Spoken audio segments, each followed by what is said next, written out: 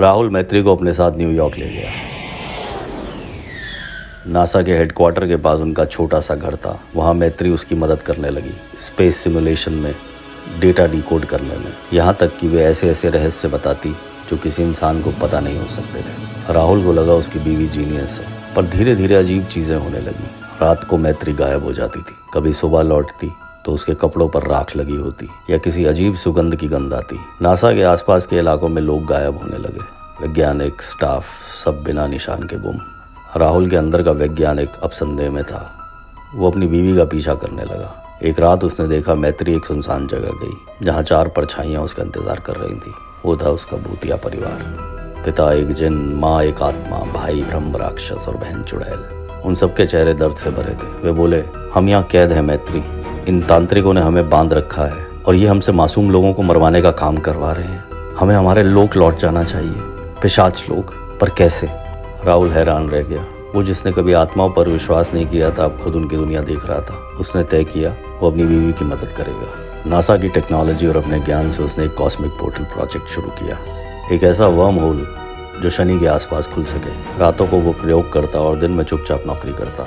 मैत्री उसकी साथी बनी रही और एक दिन आया जब उसने पिशाचनी समुदाय के लिए रास्ता खुला, धरती से उनके लोक तक। फिर वो रात आई जब वो दरवाज़ा खुला।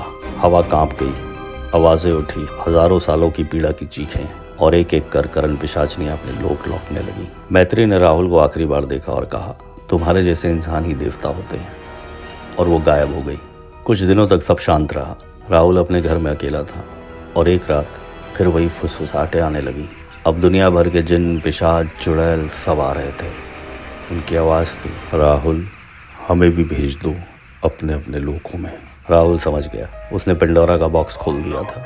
अब धरती के हर कोने से वे आ रहे थे जो यहाँ नहीं रहना चाहते थे। वो सब चाहते थे कि राहुल वो रास्ता फिर खोले, वो दरवाज़ा जो ब्रह्मांड के पार जाता है। और फिर नासा के सर्वर पर एक नया सिग्नल आया, शनि के छल्लों से परे एक नया कॉस्मिक सिग्नेचर।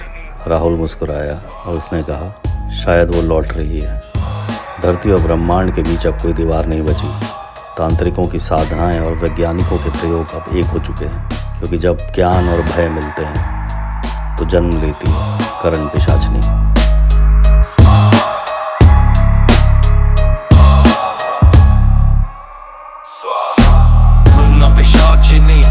सत्यवादिनी मम कर्णे अवतरावतर अतीतानागत वर्तमानानि दर्शय मम भविष्य कथय कथय हि कर्ण पिशाचिनी स्वाहा।